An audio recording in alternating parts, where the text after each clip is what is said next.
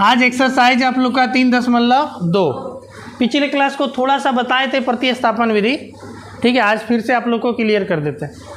प्रतिस्थापन विधि क्या होता है बाबू? प्रतिस्थापन विधि जब दो चर वाले रैखिक समीकरण युग्म रहते हैं, यानी दो गो जब रैखिक समीकरण का युग्म रहेगा, ठीक है, रैखिक समीकरण जब दो गो रहेगा तो उसमें से एक समीकरण से क्या करना है, एक चर का मान निकाल लेना, चाहे आप x का निकालिए या फिर y का निकालिए, और उस मान को दूसरे समीकरण में रख देंगे तो एक चर का मान आपको मिल जाएगा, ठीक है। फिर उस चर का मान को किसी भी समीकरण में रख के दूसरे चर का मान निकाला जाता है। नहीं आया समझ में? बहुत कुछ बोल दिया है ना। तो चलो इसको जब तक प्रैक्टिकली नहीं करेंगे, क्योंकि परिभाषा से कोई लेना देना नहीं है। परिभाषा इसका क्या हो जाएगा? प्रतिस्थापन विधि है ना, दो चर वाले रैखिक समीकरण में एक समीकरण से एक चर का मान ज्ञात करके दूसरे समीकरण में रखा जाता है, फिर एक चर का मान ज्ञात किया जाता है, तो इसी को कहते हैं प्रतिस्थापन विधि।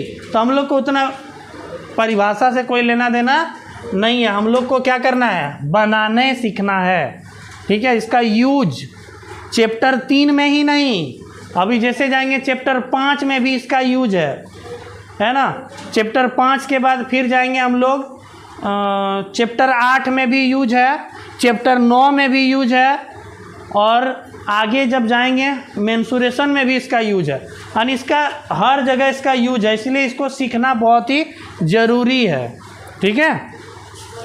तो चलो इसको सीखते हैं यार। सबसे पहले एक पहला वाला ही उदाहरण लेके हम लोग चलते हैं। फर्स्ट क्वेश्चन, x + y = 14 और x - y = 4। इस पे क्या बोले कि दो समीकरण दिया रहेगा, इसमें एक समीकरण से एक चर का मान ज्ञात करेंगे, चाहे आप x का निकालिए या फिर y का ज्ञात कीजिए, आपकी मर्जी, जिसका ज्ञात कर सकते हैं। तो समीकरण 1 से उठा रहे हैं। अच्छा बोलेंगे सर हमारा मन है कि समीकरण 2 से हम एक चर का मान ज्ञात करके 1 में रखेंगे, कोई दिक्कत नहीं है, वैसा भी बनेगा, ठीक है।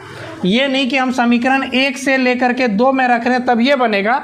समीकरण 2 से भी आप एक चर का x या y का मान निकाल करके और समीकरण 1 में रखेंगे फिर भी बनेगा, ठीक है। तो चलो हम निकालते हैं समीकरण 1। समीकरण 1 से, समीकरण 1 क्या है, x + y = 14। तो क्या बताएंगे इस पे हमको किसका मान निकालना, x का या y का? जरूरी है, y से भी बनेगा ना, तो जिसकी मर्जी उसका निकालो। हम x का ही चलो निकालते हैं, सीधा होता है।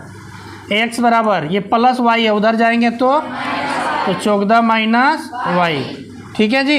अब इस x के मान को किससे निकाले, 1 से, तो रखना किस पे है, 2 में। तो लिखेंगे x का मान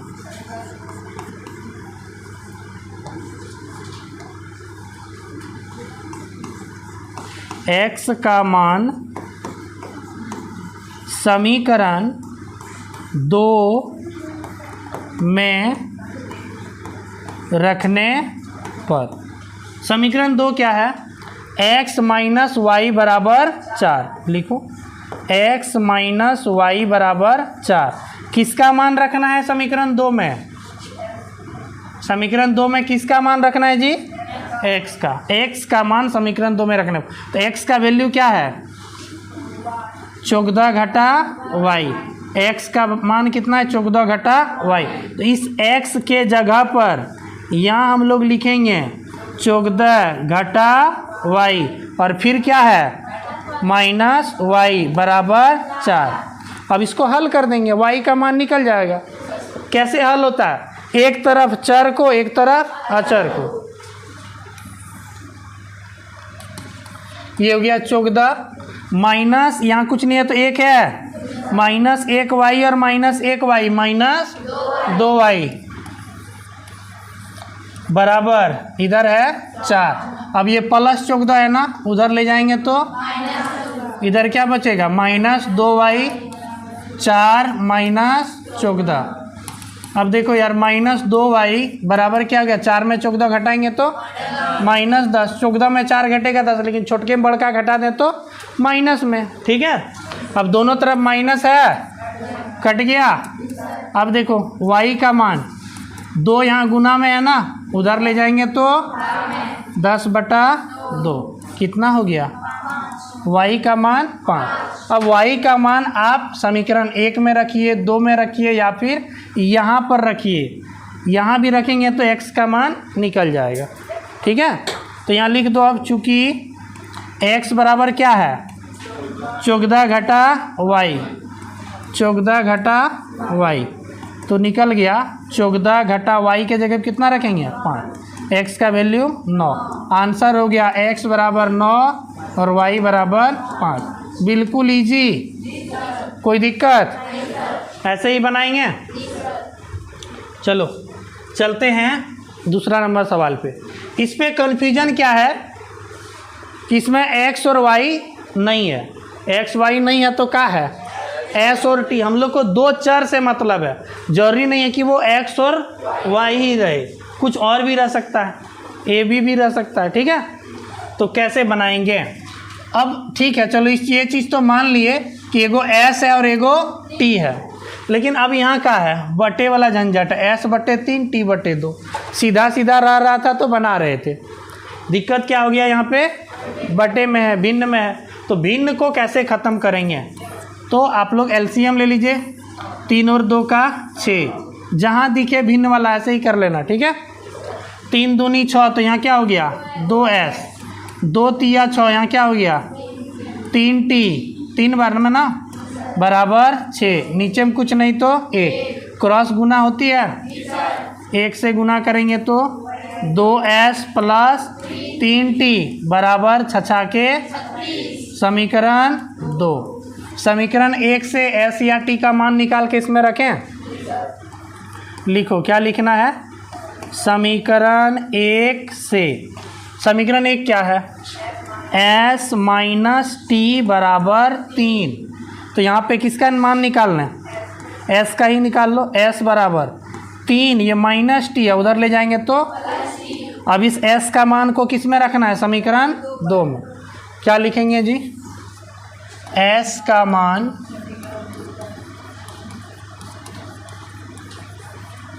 समीकरण 2 में रखने पर, समीकरण 2 का है 2s प्लस 3t बराबर 36, तो रखो 2s प्लस 3t बराबर 36, s के जगह पे रखना है कौन सा मान 3 प्लस t, तो बताओ यार यहाँ 2s है तो 2 गुने s का मान पूरा है ना 3 प्लस t, तो ऐसा नहीं कि वहाँ बिना ब्रैकेट दिए खाली 3 को गुना करेंगे t को नहीं करेंगे, गलत हो जाएगा। ये पूरा मान ना s का है, तो s का मान को रखेंगे ब्रैकेट में 3 प्लस t, फिर इधर है 3t बराबर 36। कोई दिक्कत, 2 तिया 6 प्लस 2 गुने टी तो 2t, ये वाला गुना आता है ना ब्रैकेट के बाहर में जो, उससे दोनों को गुना किया जाता है, 2 तिया 6 और 2 गुने टी तो 2t, प्लस इधर कितना है 3t बराबर 36।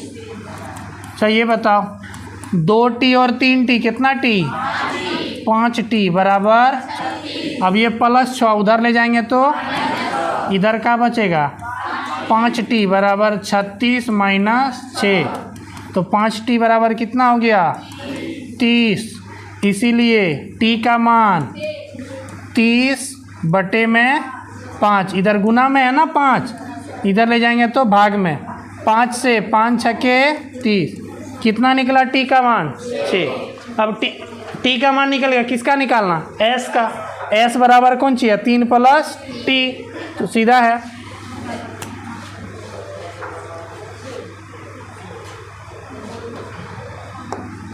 अब क्या लिखेंगे, चूंकि s बराबर कौन सी है 3 प्लस t,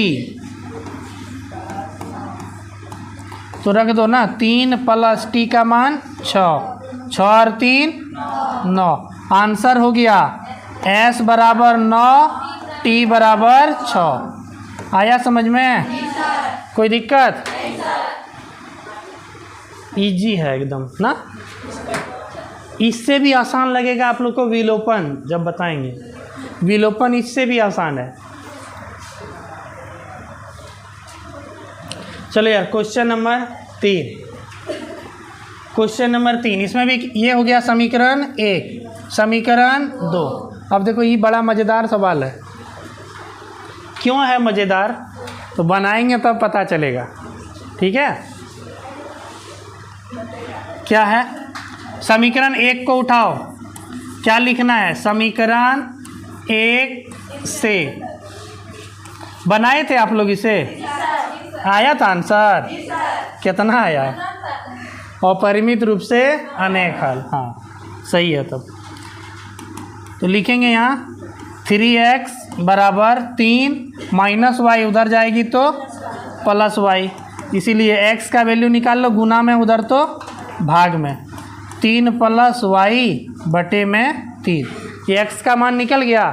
अब इस x के मान को किस में रखेंगे? समीकरण 2 में।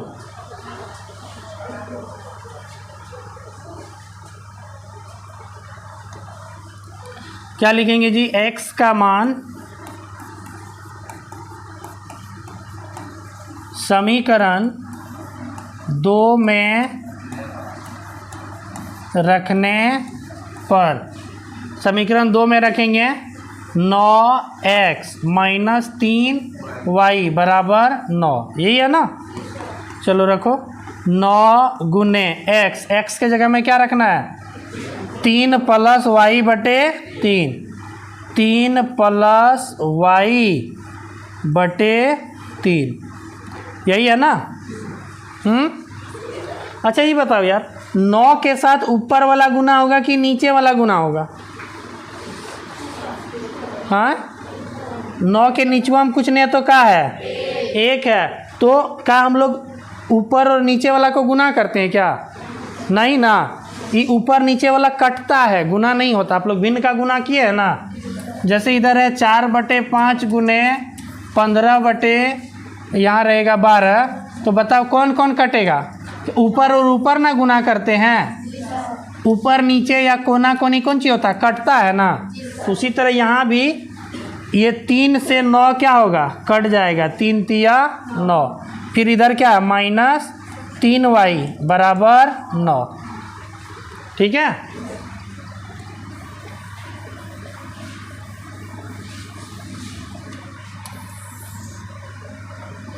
अब देखो क्या हो गया? 3 तिया 9।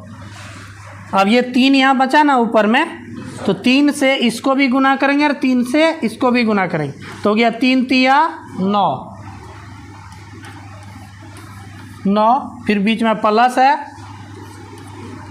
3 गुने वाई तो 3y, फिर है यहाँ पे माइनस 3y बराबर है 9। देखो यार, ये प्लस 3y, ये माइनस 3y, चर ही कट के ख़त्म हो गया, चर बचा ही नहीं। तो क्या ये सही चीज़ दिखा रहा है? चर अगर ख़त्म हो गया तो सही चीज़ दिखा रहा है क्या? 9 बराबर 9, क्या 9 के बराबर 9 होता है? 9 के बराबर 9 होगा? नहीं होगा। हमारे पास 9 रुपया, तुम्हारे पास भी 9 रुपया, बराबर होगा कि नहीं? बराबर है ना। तो ये सही चीज़ को दिखा रहा है, लेकिन चर ही क्या हो गया? गायब हो गया। इस कंडीशन में क्या होता है ना, ये कंडीशन कब होती है? तो जब ये समीकरण क्या हो? संपाती होते हैं, यानी इसमें a1 बटे a2 बराबर b1 बटे b2 बराबर c1 बटे c2, ऐसा ही इसका होगा अभी मान, है ना। तब ये इस तरह का कंडीशन फॉलो करता है। तब क्या होगा? इसमें अपरिमित रूप से क्या हो जाते हैं? अनंत हल, अपरिमित रूप से अनेक हल। ठीक है, तो यहाँ पे क्या लिखेंगे? इस समीकरण युग्म के,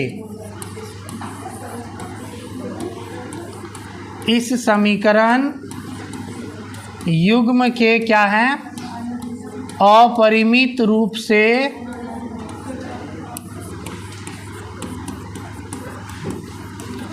रूप से अनेक हल हैं। यानी कि इसका हल अगर कहा जाए तो इसका हल यही वाला हो गया, ठीक है। या y का मान अपने मन से रखते जाओ, x का मान निकलते जाएगा, ठीक है। तो ये वाला कंडीशन कब, देखो यहाँ पे अगर ये दोनों बराबर नहीं रहता तब लिखना था असंभव है, इस समीकरण का हल नहीं होगा। यानी जब अगर कोई समांतर वाला का जब हम लोग इस तरह से हल निकालेंगे ना, तो यहाँ पे दोनों तरफ बराबर संख्या नहीं रहेगी। इसमें दोनों तरफ बराबर संख्या है ना, ये बराबर है तो मतलब इसका हल है, लेकिन इसका अपरिमित रूप से अनेक हल है। और यदि ये बराबर नहीं रहता तो इसका हल ही नहीं होता। आया समझ में? कोई दिक्कत? तो इसको ऐसे ही बना के छोड़ देना है। समझ में आ गया? चलते हैं अगले क्वेश्चन पे। ये वाला क्वेश्चन भी, ये 4 नंबर का क्वेश्चन भी डाउट है, क्योंकि पॉइंट है। बना लिए हैं? तब तो बहुत बढ़िया बात है।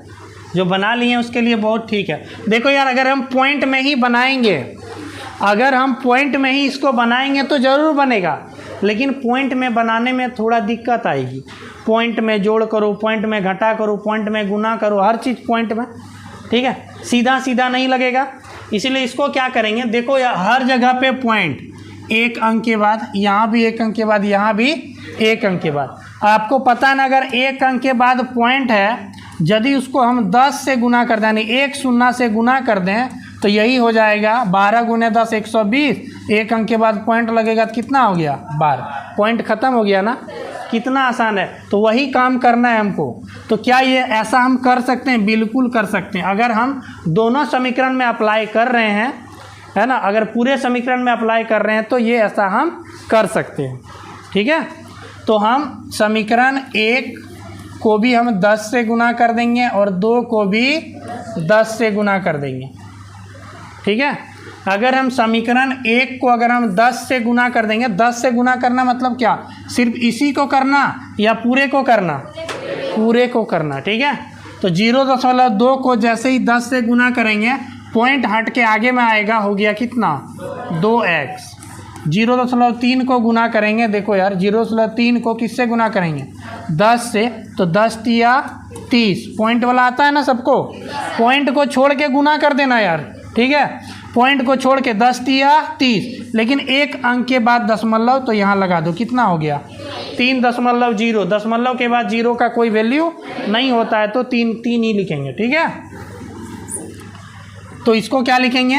3y बराबर कितना हो गया? 13। और ये हो गया समीकरण दूसरा वाला। 0.4 है, इसको 10 से गुना करेंगे तो हो गया 4x प्लस 5y बराबर 23। हो गया। अब समीकरण 1 से, यहीं पे ऐसा रहने दो, ये हो गया समीकरण 1, ये हो गया समीकरण 2। अब समीकरण 1 से एक चर का मान निकालो और समीकरण 2 में रख दो। क्या लिखना है? समीकरण 1 से, समीकरण 1 है 2x प्लस 3y बराबर 13। निकाल लो। किसका निकालना है? वो पूरा अभी x का खूब निकाले ना। अभी चलो इस पे y का निकाल के को बताते हैं आप लोग को, ठीक है। y का निकाल के बताते हैं। तो 2x को उधर ले जाना होगा, y का निकाल के बताते हैं। छापने पे ध्यान मत दो, समझने पे ध्यान दो। 13, ये प्लस 2x है, उधर ले जाएंगे तो माइनस 2x। इस पे y का मान निकाल रहे हैं, ठीक है।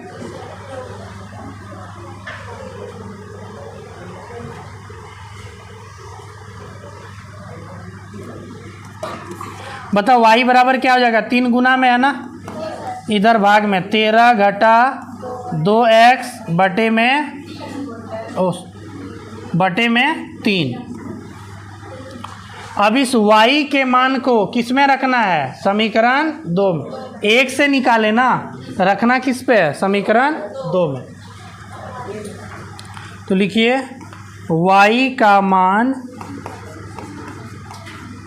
समीकरण 2 में रखने पर क्या है? 4x प्लस 5y बराबर 23। y के जगह में रखना है ये वाला मान। 4x plus 5। अब y की जगह पे क्या रखना है? 13 घटा 2x बटे 3 रखो। 13 घटा 2x बटे 3 हो गया, बराबर कितना है? 23। अब हल कर दो। 4x प्लस 5 से बताओ ऊपर वाला गुना होगा कि नीचे वाला? ऊपर वाला, क्योंकि 5 के नीचे हम कुछ नहीं तो क्या है? 1 और 3 गुना होगा, और 5 और ये पूरा गुना हो गया ना। 5 गुने 13 तो 13 पचे 65, फिर बीच में माइनस है, 5 दूनी 10x बटे में कितना हो गया? 1 गुना 3 तो 3 बराबर 23। अब इसके नीचे भी कुछ नहीं है तो क्या है? 1 है। डायरेक्ट अभी इसको 10 और 4 को नहीं मिला सकता, अभी बटे 3 वाला है ना, इसलिए पहले भिन्न का घटा जोड़ है तो जोड़ कर लो। एलसीएम कितना हो गया? 3। 1 से 3 बार में तो 4 तिया 12x प्लस 3 से 3 एक बार में तो इतने रह जाएगा 65 घटा 10x बराबर कितना? 23। 12x में 10x घट जाएगा, कितना हो गया? 2x बचेगा कि नहीं? 12x में 10x घट जाएगा, कितना बचेगा? 2x प्लस कितना है? 65। एक जतिया में होता है घटता जुटता है, पता है ना। अलग जतिया में शादी ब्याह होता है नहीं, वैसने यहाँ भी समान जात के बीच में प्लस या माइनस होता है, अलग अलग पदों के बीच में प्लस या माइनस नहीं होता। तो x वाला x के साथ जुटेगा और x वाला x के साथ घटेगा, समझ में आ रहा है? तो 12x 10x से घट गया तो बचा 2x प्लस 65 बटे में 3 बराबर इधर 23। इसके नीचे हम कुछ नहीं तो क्या है? अब देखो इधर भी बटे वाला इधर भी बटे वाला, क्या करेंगे? खींचिए गुना, सिंपल है। 1 से गुना करेंगे इतने रहेगा 2x प्लस 65 और इधर 3 गुना 23, 23 तिया 69, 23 गुना 3 23 तिया 69 हो गया 2x बराबर ये प्लस 65 उधर जाएगी तो 69 में 65 घटेगा तो जी 4। 2x बराबर क्या हो गया? 4। अब x बराबर क्या हो गया? 4। क्या हुआ रे? 2 गुना में है ना, उधर गया तो भाग में कट जाएगी, कितना हो गया? 2। x का मान 2। अब इस x का मान को हम कहाँ रख देंगे? यहाँ पे जहाँ पे निकाले थे, ठीक है। तो y का मान निकल जाएगा। अच्छा जरूरी है यहाँ रखना? नहीं, यहाँ भी रख सकते हैं, यहाँ भी रख सकते हैं, आंसर आएगा, ठीक है। तो यहाँ पे रखेंगे, थोड़ा यहाँ पे तोड़ा हुआ है, आसानी से बन जाएगा।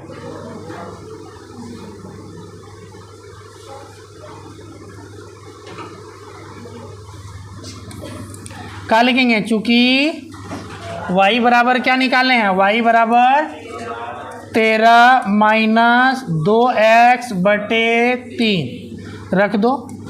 13 माइनस 2x, x के जगह पे 2 बटे 3 तो 13 घटा 2 दूनी 4 बटे 3। 13 में 4 घटेगा तो 9 बटे 3 कट के हो गया 3 तिया 9 हो गया आंसर। x बराबर 2 और y बराबर 3।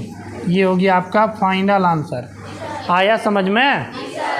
इतना ही आया था जो लोग बनाए थे।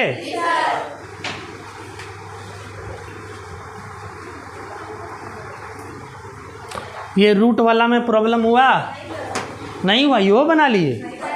अच्छा चलो,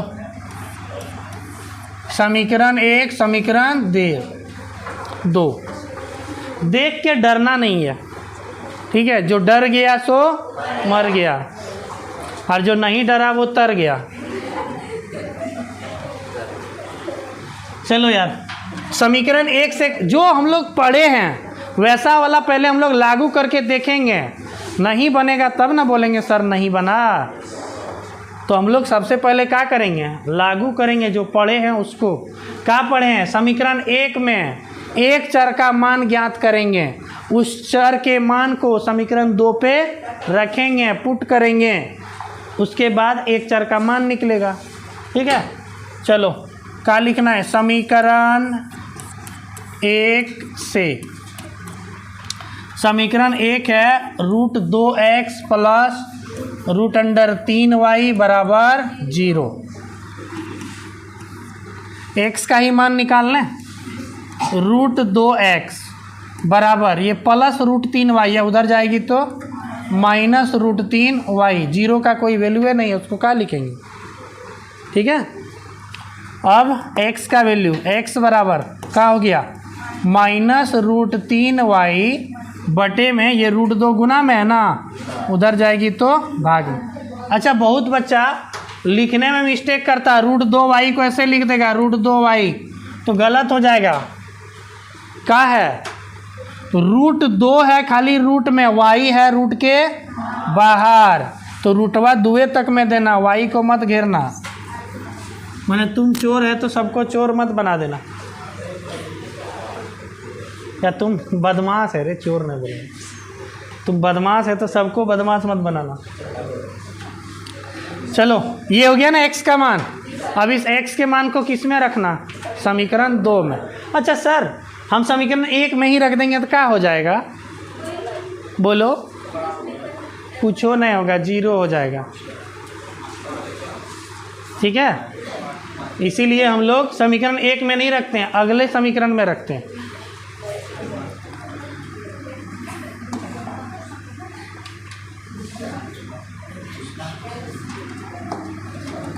लिखना है x का मान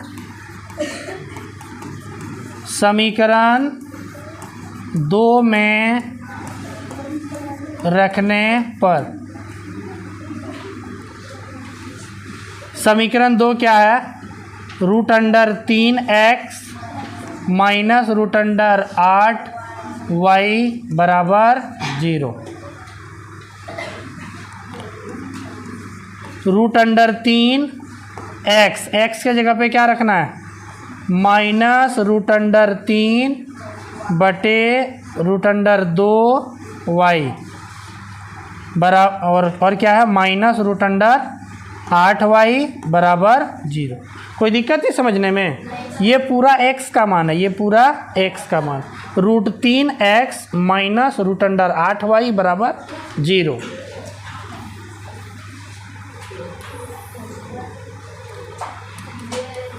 रूट है तो कोई 30 मार्का चीज़ थोड़ी है।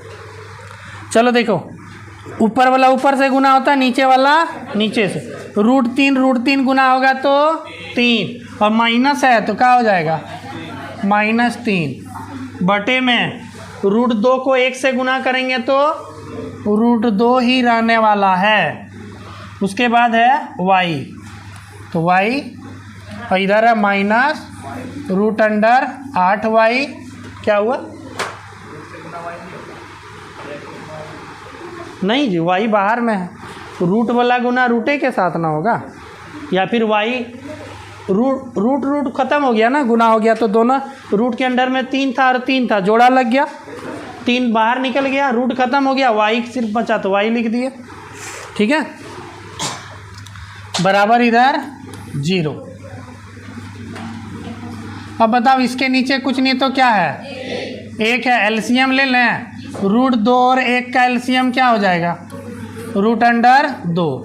1 के साथ किसी का एलसीएम निकालो तो उतने रहता है, तो √2 क्या बार में, 1 बार में, तो यहाँ -3y 1 से ही गुना होगा, फिर बीच में है माइनस, 1 से √2 को भाग करेंगे तो √2 बार में, √2 से जैसे गुना करेंगे तो √8 और √2 गुना होके √8 दूनी 16, √16 y बाहर में है बराबर 0। आया समझ में या नहीं आया, आया ना। भिन्न का जोड़ घटा कैसे करते हैं, नीचे वाला से इसमें भाग देते हैं, जितना बार में भाग लगता है ऊपर वाला को गुना करते हैं। √2 को √2 से भाग दिए, 1 बार लगा, 1 से गुना किए तो इतना ही रहा, -3y। और फिर 1 से √2 को जैसे ही हम क्या किए भाग दिए तो √2 बार में 1 से किसी को भाग दो उतना ही रहता है।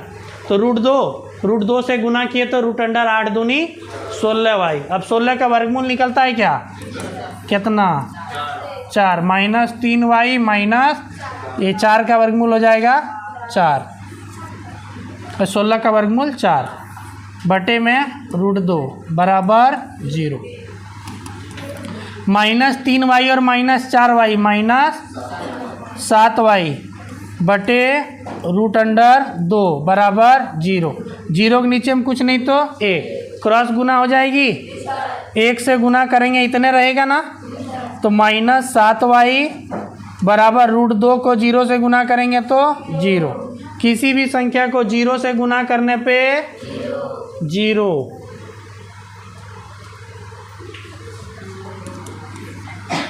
तो बताओ ये y का मान 0 ये गुना में है। बहुत लोग -7 मत सोच लेना, ध्यान दो -7y। उसी दिन हम समझाए थे कि यहाँ -7 को ऐसे कोई मत लिख देना इधर ले जाके +7, गलत। क्यों, -7 को अलग हम किससे कर रहे हैं, y से। y के साथ -7 किस में है, गुना में, इधर जाएगी तो भाग में। तो -7 से 0 में भाग देंगे तो 0। किसी भी संख्या से 0 में भाग देने पर 0। अच्छा एक चीज़ पूछ लें, कितना तुम लोग याद रखा है देख लेते हैं। अगर हम 0 से किसी संख्या में भाग दे दें तब अपरिभाषित इन्फिनिटिव, ये भाग नहीं लगता है, ठीक है। लेकिन किसी संख्या से यदि हम 0 में भाग देते हैं तो उसका मान 0 ही होता है। चलो y का मान निकल गया, और y का मान रख दो। कहाँ रखना है, यहीं पे रख दो, यहीं पे रख दो, निकल जाएगा, लिख दो।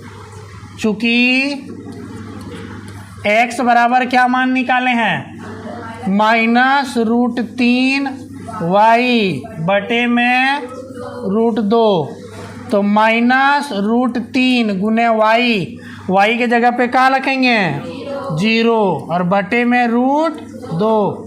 0 से √3 को गुना करेंगे 0 और नीचे में √2 से फिर 0 में भाग देंगे तो बताओ x का भी मान 0 और y का भी मान 0। ये हो गया आंसर।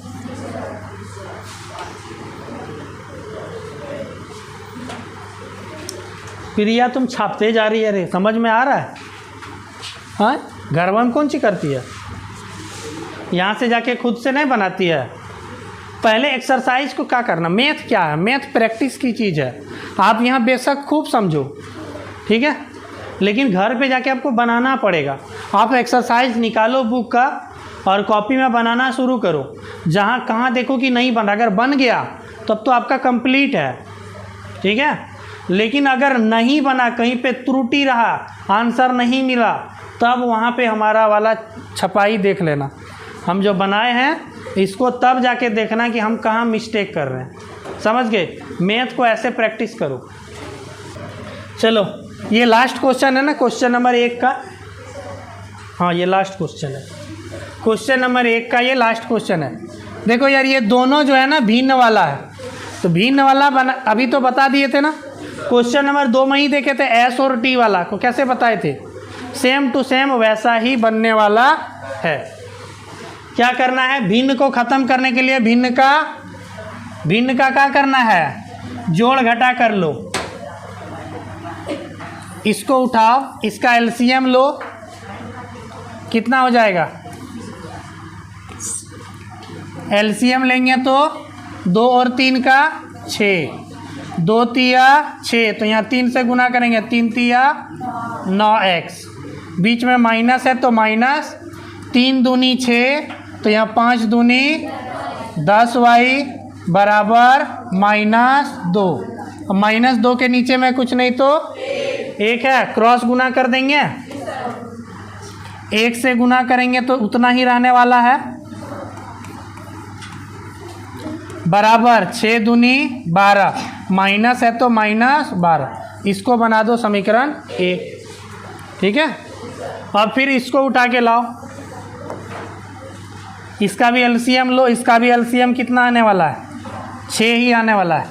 3 दूनी 6, तो यहाँ 2 गुना x तो 2x, बीच में प्लस है तो प्लस, 2 तिया 6, तो यहाँ 3 गुना y तो 3y, बराबर इधर कितना है? 13/6। देखो जहाँ ये ऊपर बराबर है ना, बराबर के इधर और उधर में ऊपर ऊपर कट जाता है, नीचे नीचे कट जाता है। कैसे? क्रॉस गुना करेंगे तो इससे ये 6 में गुना होगा, इससे 6 में होगा, जैसे इसको इधर लाएंगे तो भाग में हो जाएगा ना। इससे इसको गुना करेंगे तो 6 यहाँ लग जाएगा, 6 से 6 कटेगा कि नहीं, इसलिए सिंपल है, 6 से 6 यहीं पे इसको कैंसिल कर दो, ऊपर ऊपर नीचे नीचे कैंसिल। कब? बराबर में, गुना में रहेगा तो मत कर देना। 6/3 और ऐसे रहेगा 2/3, तो ऐसे मत करना कि 3 कैंसिल कर दो, गलत हो जाएगा। कब होगा ये 3 कैंसिल? बीच में कब क्या रहना चाहिए? बराबर का चिन्ह। ठीक है, आया समझ में? गुना में मत कर देना। हो गया? क्या बन गया समीकरण?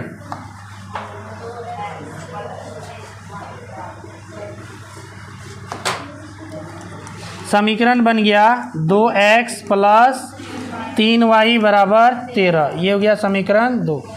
समीकरण 1 से एक चर का मान ज्ञात करके दूसरे पे पुट करना है।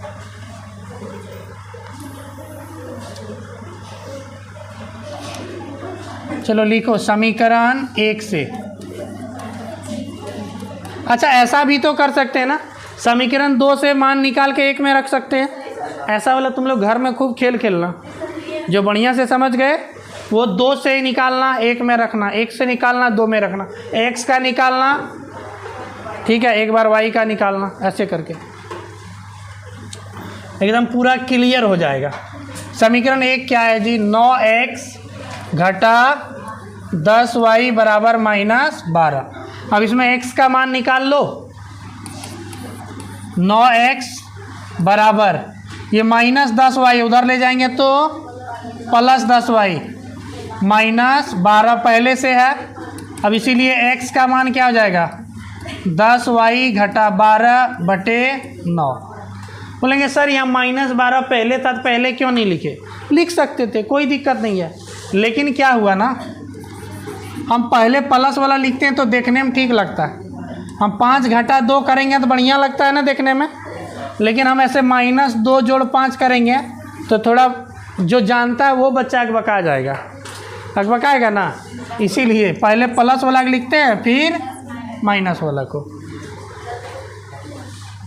अब इस x का मान को किस में रखना है? समीकरण 2 में। 1 से निकाले तो रखेंगे 2 में। लिखो x का मान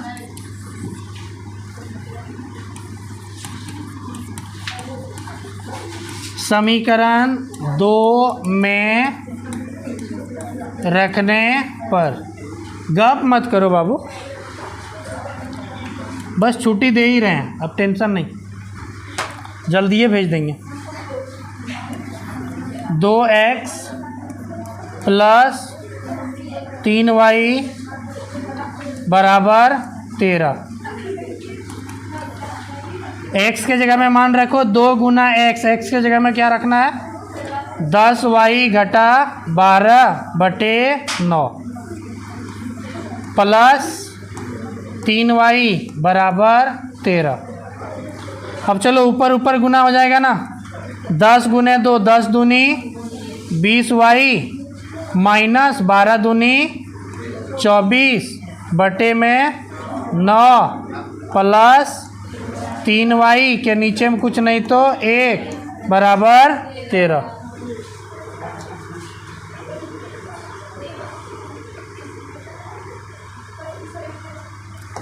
अब भिन्न का जोड़, 1 और 9 का एलसीएम 9, तो यहाँ 9 से 9 एक बार में 1 से गुना करेंगे, इतना रहेगा 20y - 24 प्लस 1 से 9 क्या बरिया में? 9 बेरिया में, यहाँ 9 से गुना होगा 9 तिया 27y = 13। अच्छा मैथ बोरिंग लगता है क्या? जिसको मज़ा आता, जिसको समझ में आता ना, बड़ा इंटरेस्टिंग लगता है मैथ। लेकिन जिसको नहीं लगता अच्छा ना, उसके लिए सज़ा से कम नहीं है मैथ। उनको आत्मा इनकी सताते रहती है, मेरी आत्मा हमेशा तुम्हें सताएगी, मैथ। चलो अब क्या करना है, पहले देखो ये y वाला y के साथ में जुड़ जाएगा ना, 20y और 27y प्लस में है, ये भी प्लस में है, दोनों जुटेगा तो 20 और 27 कितना हो गया, 47, 47y माइनस 24 बटे में कितना है 9 बराबर 13/1। अब क्रॉस गुना कर दें, 1 से इसको गुना करेंगे उतना ही रहेगा, 47y माइनस 24 बराबर 13 गुने 9 तो 13 नाम 117। पहाड़ा आता है कि वो सिखाना पड़ेगा, आता है। 47y बराबर 117 माइनस 24 उधर ले जाएंगे तो प्लस 24। 47y बराबर जोड़ दो, 7 4 11 की 1, 2 1 3 और 1 4, 1 की 1, इसीलिए y बराबर 141 बटा 47। 47 का पहाड़ा पढ़ेंगे, 47 तिया 141, y का मान 3 और y का मान रख दो, कहाँ पे निकाले जी, यहाँ निकाले थे ना, x का मान यहाँ पे रख दो। चूँकि x बराबर क्या है 10y घटा 12/9, 10y घटा 12/9 रखो, 10 गुने y के जगह पे 3 घटा 12/9